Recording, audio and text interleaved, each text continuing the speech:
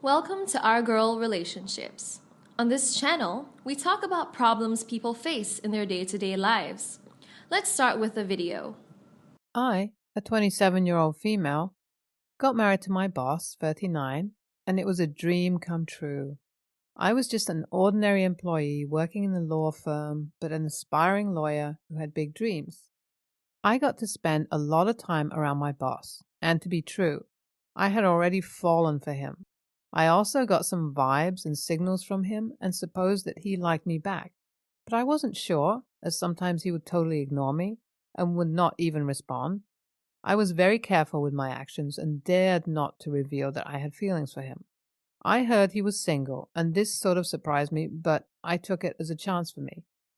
But there was no way I could be direct with him because he was still a boss and I could not risk my job. It all started when we were working on a case together and had to see each other after the office too. We used to see each other in a nearby cafe and would put together the preparations for the hearing to be held the next day. One evening, he told me that he was too tired and could not go to the cafe after the office, so if I would get to his place, he would appreciate that. I was very hesitant, but decided to go, and I told him that I would be there. We were studying the case in his study room when things got intimate and we made out. He told me that I could stay there for the night, but I had so many emotions and left his place immediately. I felt like I had preyed upon him as I knew it was my chance to get my hands on him. The next day, I was not even able to face him and was too anxious for the hearing. A couple of weeks went by and he called me to his office saying that he needed to talk. He told me that he had been crushing over me since the first day and knew I felt the same for him. I froze in my place. He told me that I did not need to worry and he could not wait to marry me. I could not believe my ears. I got home and was over the moon. A few more days passed and we went on a date. This was the time when we started talking day and night and could not wait to get married. I announced this to my parents and they were so happy to know it. My husband had told me that he had no family and our wedding was going to be a small, intimate event, including my family only, and also that we had to keep this marriage a secret and would announce it at the right time to avoid controversies. I had a lot of questions, but I agreed. I told my parents about it and requested them to keep it secret. We got married and I moved in with him. It was just like a fairy tale. I could not believe that I was able to marry my boss. Everything was so perfect and beyond imagination. One day, when my husband was taking a shower, he received a text from an unknown number saying, "Call me ASAP, son."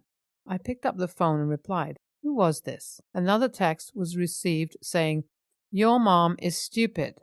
I could not believe it. My husband came out of the bathroom and I asked him what was it, to which he replied that it was her aunt who called him son and wanted him to call her mom. I wasn't convinced at all and asked where she lived. My husband exploded and asked how I dared to touch his phone or reply to a text. I apologized promptly. He got ready and went to the office, but I was too hurt to go out. I'm not able to believe what he has told me about that text and the lady who wanted to talk. I feel like there's something wrong. I have no guts to talk about it again, as he will react harshly, and I can't take it. I could not hold back and decided to ask my husband straightforwardly about the lady. We came back from the office and I told him that I needed to talk. He asked if we could have our dinner first because he was too tired to take any nonsense. The dinner was served and we ate quietly. We went to our bedroom afterward, and I told him that I needed answers. I asked him who that lady was, and his reply was the same. I asked him if they were so close that she called him her son, and why was she not invited to the wedding.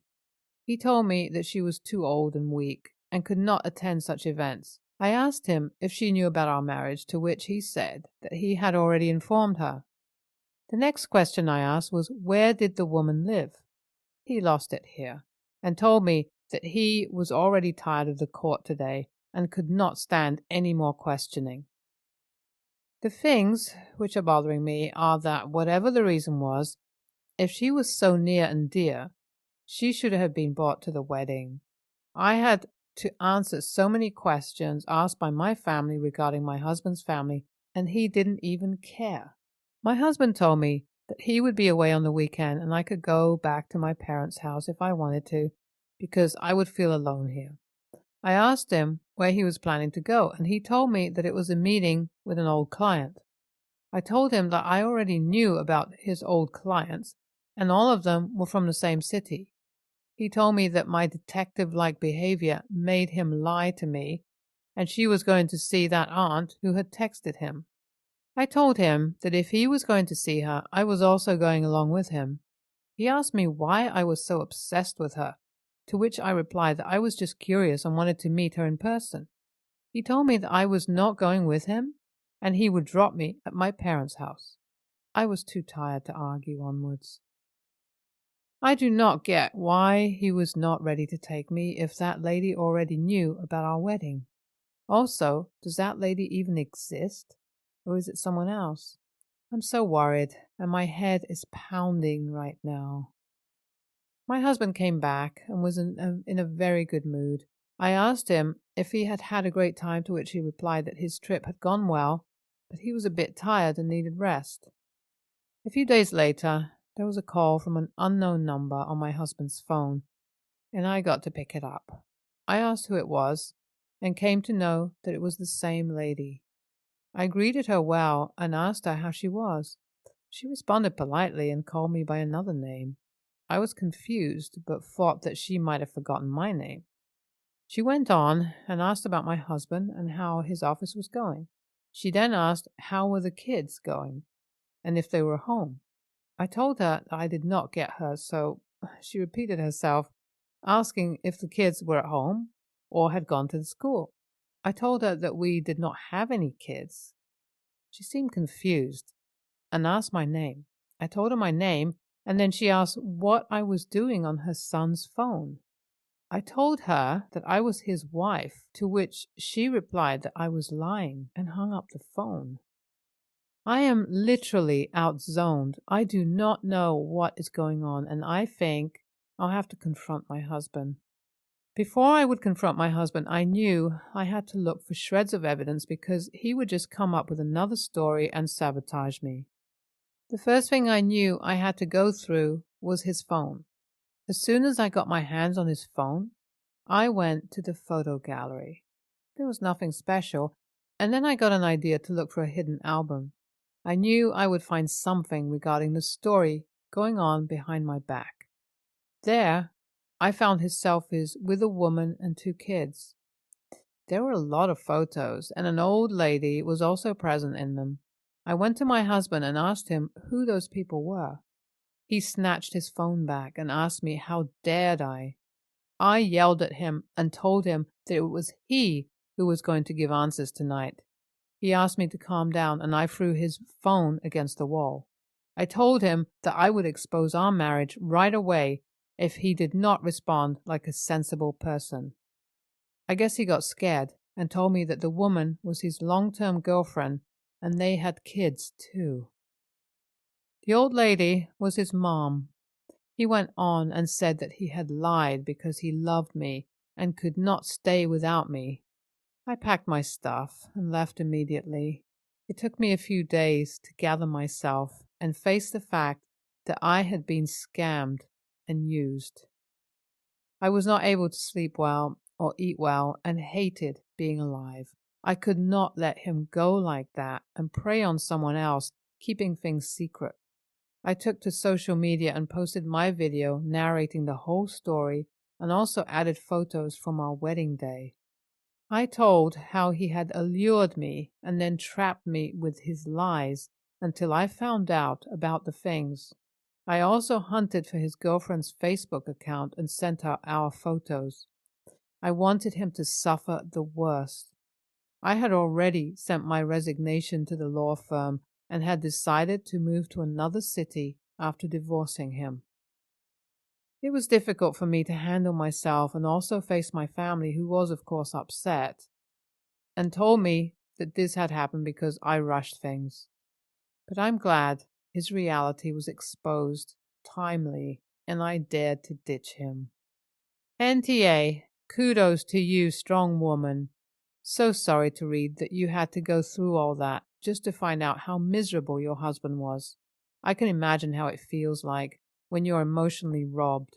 But believe me, it was for the better and was just a chapter of your life that thankfully ended, because the longer it would go, the harder it would have been for you. You courageously kept on questioning him and did not let him fool you, and I'm proud of that. NTA, OP's husband literally shocks me. How could a person be such a trap? I guess he knew that OP would not fall into our relationship, or maybe he was acting more genuine by pulling OP into marriage because his motive was clear, and he was just having fun. I feel sorry for the other family and the way he was deceiving his kid's mom. I hope she kicks him in the ass and dumps him, just like the OP did. Next story. I, 22 female, have a boyfriend, 35 male, who's always wanted to have children. He struggles with fertility issues. I recently found out that I was pregnant, and we are both ecstatic to have a baby, even though it was unexpected so early on in our relationship. We've been together for nearly 2 years, but my mother-in-law has never really liked me and made snide comments whenever we visited. My boyfriend told me that she has always been like this and to brush it off, which I almost always do. His family are Christians and are quite traditional, so they don't like the fact that we're having a child without being married. But me and my boyfriend both agreed to wait until the time is right. As it was recently Easter, we decided to visit his family for the holidays and stay at their house for a week, because most of his family would be there and he enjoyed seeing his siblings. When we were eating dinner together, my mother-in-law started making remarks about how she will be a better suited mother to the baby, as she thinks I'm too young and irresponsible. I have a stable job, and I split the rent with my boyfriend for our apartment. We're also stable enough to raise a child, so we don't need anyone's help. I brushed off her remark and moved on to a different topic of conversation. After that dinner, she kept on making comments on my weight and how I will never be good enough to carry her grandchild, which really hurt me because my boyfriend didn't even ask her to stop, and everyone brushed past them. Today, I finally had enough of her comments, as she had said to me that she'd rather me have a miscarriage than ever see me be a mother to her son's child. And I finally snapped. I called her a selfish bitch who needs to keep her nose out of her son's business, as she is obsessed with him and acts like she wants to carry his child herself. I stormed out of their house and walked for a while until I called a cab and went home. My boyfriend didn't stop calling me and messaging me about how I was an a-hole to his mother and made her cry, so I ignored the rest of his calls and turned off my phone. After waiting for hours, he came home and started yelling at me for disrespecting his mother in her own home and accusing her of disgusting things. He's demanding that I go and apologize to her, and I'm starting to feel like what I said is wrong and that I should apologize, but I really don't want to see her again, and I'm still angry and upset about what she said. AITA? Sorry for the confusion to the people talking about me calling her my mother-in-law. I am not married to him, but I have always seen his family as my own, due to me not being close to my own family anymore because of personal reasons. I understand this may be very confusing. I am so sorry. Thank you to everyone who has helped. I have seen a few comments about our age gap. I would like to reassure everyone that we met when I was around 20 and I approached him at the gym and we started there. My boyfriend still hasn't returned home after our argument, but I am trying my best to get in contact with him, like lots of you suggested. I have researched shelters near me and realized that our relationship isn't healthy. I will contact a lawyer and try to contact my sister for support. As a lot of you have asked for an update, I will let you all know once I have discussed therapy with him If he disagrees, then I'll definitely be contacting helplines. My sister answered, and we talked about my situation. I apologized to her after a long talk, and she has agreed to take me in. She will book a ticket on Monday for me to prepare and leave safely. I talked to my boyfriend about the situation because he finally came home a few hours ago, and he didn't take it well. As it was extremely late, I realized it was best not to leave. My boyfriend has fallen asleep, and early this morning I have made plans to travel to a shelter to discuss options in person. Thank you for everyone's support through this. NTA, but you have a boyfriend problem. He's 35 and doesn't have your back. He supports Mommy Dearest over the future mother of his child. He yells at you for standing up for yourself. You're 22. Do you really want to attach yourself to this shit show? Next story. I have 2 sons, James, 11, and Danny, 7.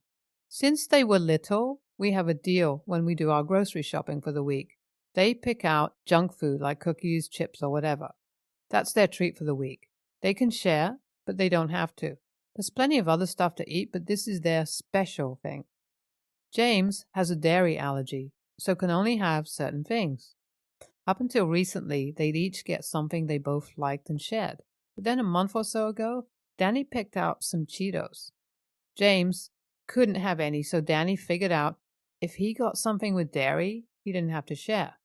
He's been getting stuff with cheese since. Thing is, Danny said that since it's not his fault James can't have it, that he's still entitled to some of his brother's treatment. Danny offered to trade. James declined, and Danny asked for some of his snacks anyway. James says, I can't have any of yours. You can't have mine. That resulted in Danny asking me to make James let him have some. I said those are their treats for the week, and he's the one that picked Cheetos, so James doesn't have to share if he doesn't want a no is no. The last few weeks, James has been complaining about running out quicker. I just figured he was eating more than he thought, or my wife was putting them in his lunch. Then last week I came up from the basement and Danny was standing in the kitchen eating some of James's cookies. I asked what he was doing and he said, James said I could have some. I asked James and he said, no, I didn't. That was a whole it's not fair argument. I put them on a higher shelf and told James to tell me when he wanted some and I'd get them, which I thought worked. My wife kept brushing it off and saying, that's how kids are. You're an only child. You wouldn't get it. Then, Sunday, we went and did our weekly shopping. James and Danny got their snack. Danny got Cheez-Its and asked James to try one of his Pringles. James said no, and I put them up in their spot. I went to do some work in my office. James was working on homework, and Danny was watching TV. I came around the corner in the kitchen, and Danny was on the counter eating his brother's Pringles. I yelled at him and hid his Cheez-Its.